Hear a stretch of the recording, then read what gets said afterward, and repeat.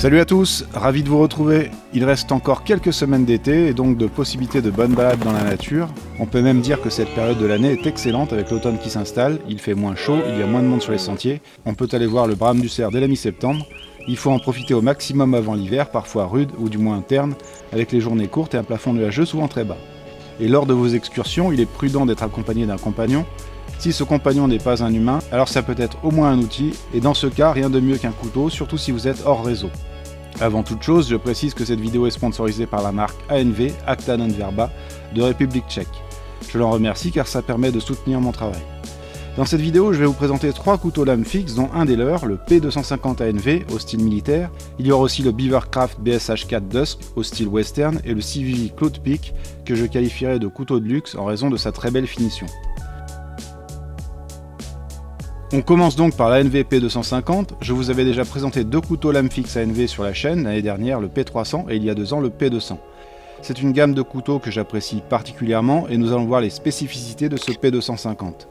Ce qui change par rapport au P200 et P300, c'est comme on peut s'en douter la taille. Le P250 est de dimension intermédiaire entre le P200 plus petit et le P300 plus grand. Ces 2 derniers ont d'ailleurs évolué par rapport aux premières versions avec notamment une poignée passée du G10 au GRNP, un polymère très résistant. On a eu également un changement de vis de fixation de la poignée et en termes de revêtement, on a désormais du Cerakote de couleur sur la lame. Le P250 reprend ces éléments avec une lame qui arbore des traits d'apparence argentée, ça confère du style au couteau, une identité.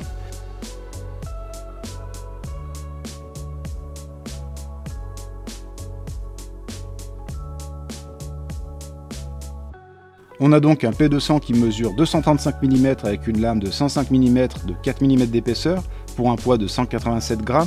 Le P300 mesure 265 mm avec une lame de 130 mm de 5 mm d'épaisseur pour un poids de 257 g.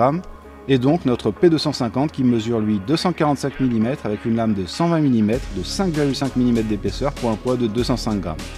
Si vous êtes attentif, vous aurez donc remarqué que ce P250 a une lame plus épaisse de 0,5 mm que son grand frère le P300.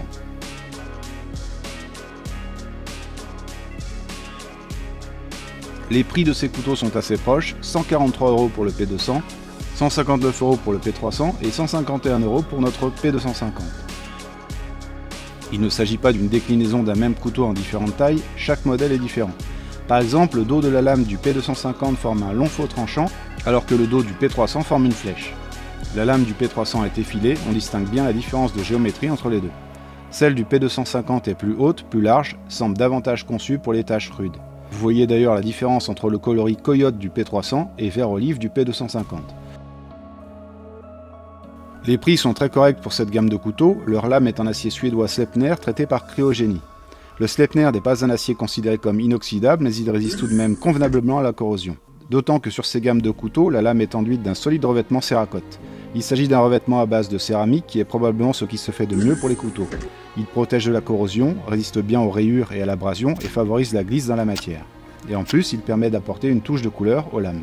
Vous pourrez ainsi opter pour du noir, un coloris coyote beige ou vert olive. C'est donc dans cette couleur que j'ai choisi le P250. Si ce couteau vous intéresse, vous pourrez configurer vous-même votre achat sur le site ANV en choisissant la couleur du manche et de la lame, quitte à mixer 2 couleurs. C'est un avantage quand on commande directement sur le site du fabricant. On peut ainsi d'une certaine manière personnaliser son couteau. Le Cerakote est donc un matériau qui a la cote. Le couteau a une forme de lame qu'ils appellent skinner, traduction d'épeceur ou écorcheur, un peu flippant quand même. En fait, on est sur une forme classique drop point avec une émouture sabre, elle aussi assez classique. On a de bonnes caractéristiques sur ce couteau avec la poignée ergonomique qui offre un grip très efficace, une garde assez marquée et donc protectrice. La structure du couteau est full tank plate semelle avec un dos légèrement arrondi pour plus de douceur et confort de prise en main. Il y a également des sections de jimping pour apporter de l'adhérence, on en trouve sur le dos en jonction du manche et de la lame et en fin de manche en haut et en bas. Le manche se termine par un talon dépassant avec un trou pour passer une lanière. Il peut servir de brise-vitre. Ce P250 est livré avec un excellent étui en Kydex, la rétention est parfaite, le couteau s'insère et se clipse dans l'étui, on a donc un système de transport sûr et fiable.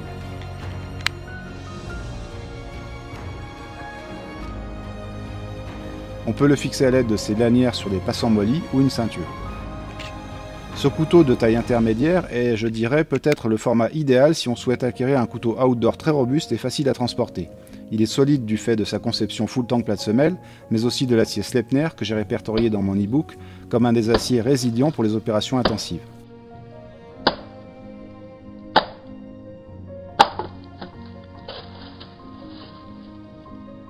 Quand je découvre un couteau avec une lame aussi épaisse, 5,5 mm ça commence à faire beaucoup, je sais que sculpter du bois, lever des copeaux ne sera pas son point fort, car l'épaisseur derrière le tranchant est forcément importante et il sera difficile de pénétrer dans les fibres dures du bois.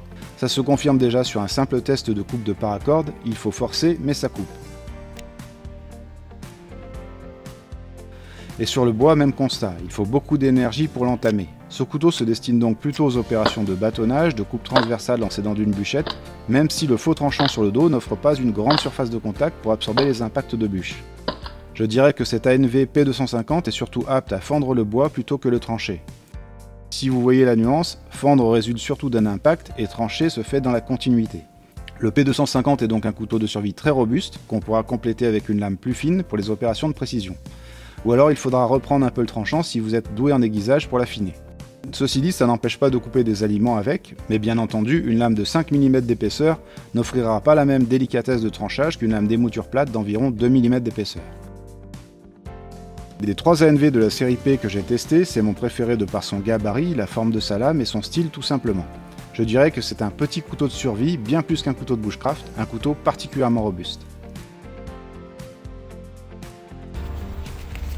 J'enchaîne avec un autre couteau qui nous vient d'Ukraine, donc plus à l'est, avec le Beavercraft BSH4 Dusk. Dusk qui signifie crépuscule du fait que ce couteau a une lame sombre. Beavercraft est donc une marque ukrainienne au logo de castor, ça signifie d'ailleurs artisanat du castor. Le castor étant comme chacun sait un mammifère qui vit dans les rivières et qui est un grand bâtisseur de huttes et de barrages. Il arrive à abattre des arbres, à couper des branches, il a un rôle écologique très important, et tout comme la loutre, il recolonise bien les cours d'eau en France. Il y a une dizaine d'années, j'avais eu l'occasion d'en filmer un sous l'eau qui sortait de sa hutte. Mais je ne suis pas ici pour parler de zoologie et des mœurs de ce sympathique animal.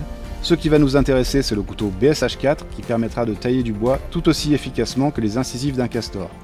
Ce BSH4 est un couteau d'allure rustique, c'est pourquoi je le qualifiais de couteau de western, couteau de cow-boy. Il est lui aussi de construction full tank plate semelle, mais avec une lame assez étroite de 3,5 mm d'épaisseur et haute de 3,6 cm. Avec ces paramètres, on sait déjà que ce couteau va très bien pénétrer dans le bois pour sculpter, avec une faible épaisseur derrière le tranchant. Ce couteau est de bonne dimension, avec une longueur totale de 25,2 cm pour une lame de 12,5 cm, il pèse 200 g. Le manche est en noyer européen, il est large et offre une bonne prise en main. Ce bois apporte indéniablement cette touche de rusticité, sa surface est plutôt rugueuse ce qui accroît le grip, ses plaquettes de bois sont fermement fixées par 3 vis 6 pans.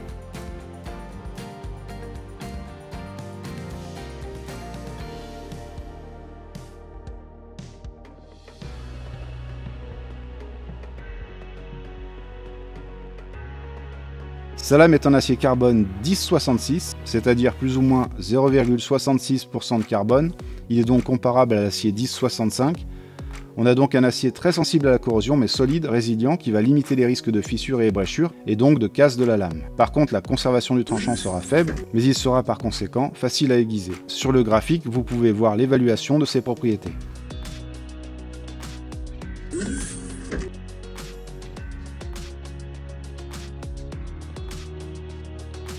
La lame comporte un revêtement noir présenté comme étant métallique, censé limiter la corrosion. Si vous aimez le style rustique, alors un acier carbone ne devrait pas vous déplaire. Sa lame nécessitera un peu d'entretien, comme la sécher, la graisser ou la huiler, pour limiter la corrosion. Elle se patinera un peu, ce qui amplifiera finalement ce style rustique, pas déplaisant. Lors de mes tests, je l'ai passé sous l'eau à plusieurs reprises pour la nettoyer, car j'aime présenter autant que possible des couteaux propres, ça rend bien mieux à l'image. J'ai rapidement séché la lame, aidé par la chaleur estivale, et je n'ai pas eu de problème de rouille. La lame est de forme drop point classique et des moutures sabres, on observe un léger recurve sur le tranchant. J'ai testé ce couteau sur du bois sec très dur et comme prévu le tranchant est très bon. En fait il est même impressionnant pour ne pas dire monstrueux. Ça coupe grave.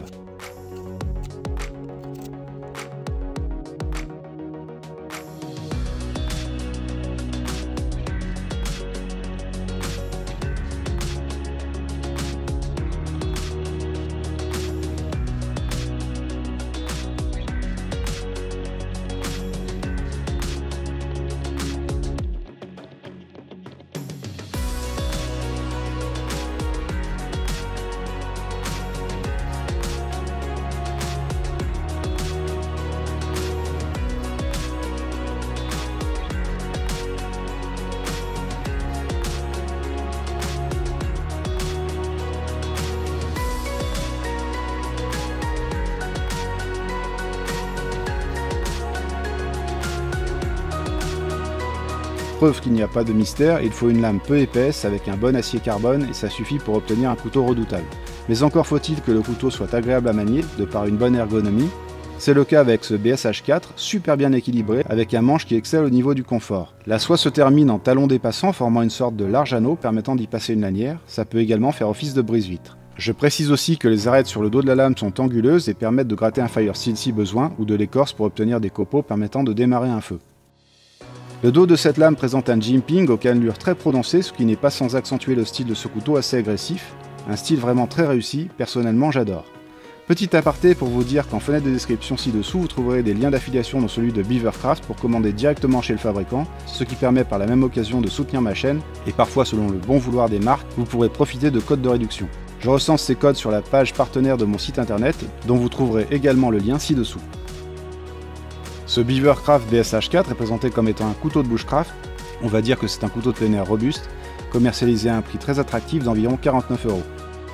D'autant qu'il est livré avec un bel étui en cuir de vachette souple qui joue très bien son rôle pour protéger le couteau et le transporter ou le porter à la ceinture via la large boucle qui permet à l'étui de se balancer en souplesse pour accompagner vos mouvements lors de vos déplacements. Un étui qui parfait donc le côté rustique du couteau. Ça forme un ensemble très cohérent.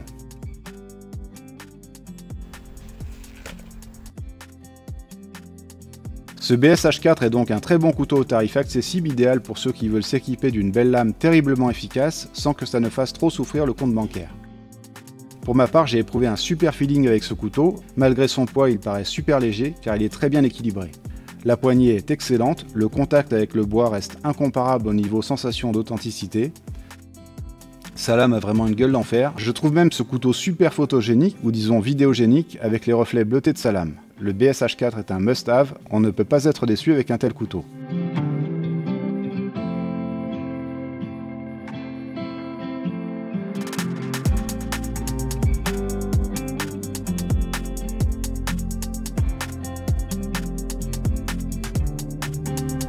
On part cette fois pour la Chine, donc beaucoup plus à l'est, avec le Cloud Peak, fabriqué par Civivi. Les nombreuses marques chinoises si prolifiques et inventives en matière de couteaux pliants ne proposent pas beaucoup de couteaux lames fixes. Civivi en a produit quelques modèles que j'avais d'ailleurs pour certains présentés sur la chaîne, mais cette fois il nous propose un couteau remarquable, un très bel objet. Preuve que les lames fixes devraient occuper plus de place au sein de leur catalogue.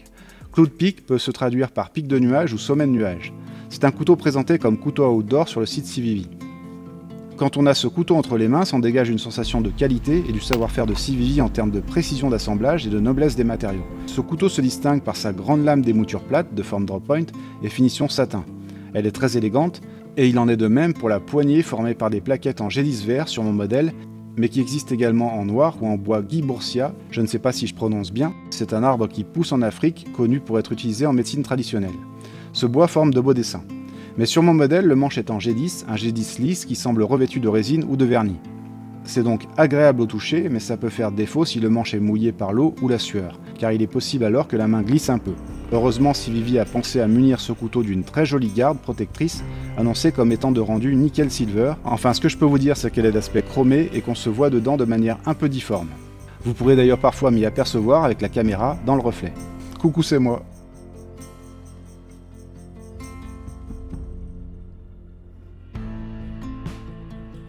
La lame est en acier nitro-V, qui est un alliage équivalent en composition et propriétés de l'acier suédois 14C28N, un bon acier bien équilibré, résistant à la corrosion et offrant une bonne ténacité et qui conserve plutôt bien son tranchant. C'est donc un acier qu'on retrouve souvent sur les couteaux de milieu de gamme, un acier qui convient très bien pour former des lames de couteaux de loisirs de plein air. De par son apparence, on pourrait penser que ce Cloud Peak est un couteau haut de gamme, son prix public est de 140 €, mais on le trouve à 125 €. Sur le plan de la construction, le Cloud Peak tient bien la comparaison avec les modèles plus chers, plus haut de gamme, mais c'est grâce à l'acier nitro-V que son prix ne s'envole pas.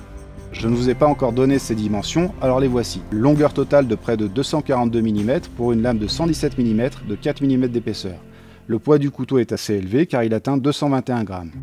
On est sur un couteau dense, notamment avec la garde qui accroît la masse de l'ensemble. La construction est aussi full tank plate semelle. On a un passant lanière sur l'arrière qui contribue joliment au design.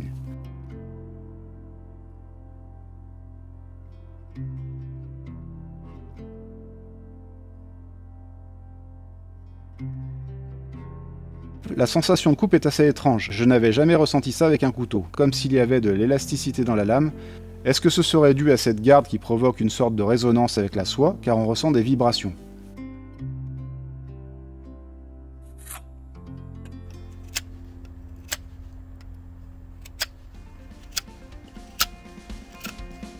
D'ailleurs, si je tape sur du bois avec la lame, on entend bien la sonorité très aiguë émise lors des chocs. Un peu un bruit de casserole, ça pourrait être utile pour signaler sa présence au secours. Un son qui ne se produit pas par exemple avec la NVP 250 dont la lame est plus épaisse et dont les plaquettes en matériaux plastiques amortissent les vibrations. J'ai quelques reproches à faire à ce couteau, le nom de l'acier n'est pas sérigraphié sur la lame, or c'est important car un couteau se garde de nombreuses années et si on souhaite le revendre, c'est quand même mieux de pouvoir prouver de quel acier il est formé.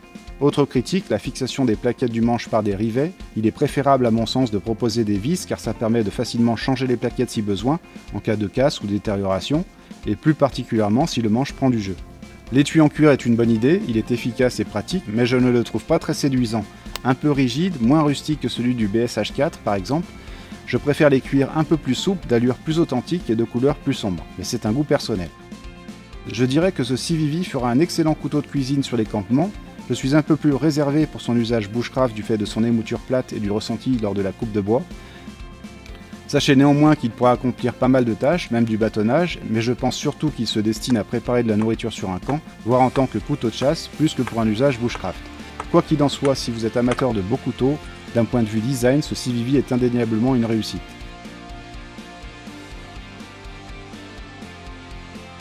Voilà pour la présentation de ces trois modèles que j'ai testés de manière simultanée, ce qui permet de bien les comparer. En fait, j'aime de plus en plus tester et présenter plusieurs couteaux en même temps, ça permet de les utiliser dans les mêmes conditions, ce qui n'est pas le cas à plusieurs semaines ou mois d'intervalle.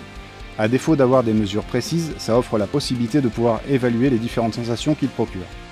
J'espère que cette vidéo vous a plu, si c'est le cas vous pouvez liker, partager et vous abonner si ce n'est pas déjà fait. Merci et à bientôt.